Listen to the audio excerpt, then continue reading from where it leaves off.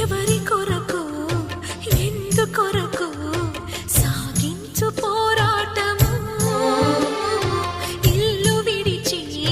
పల్లె విడిచి ఎన్నాళ్ళు ఈ నరకము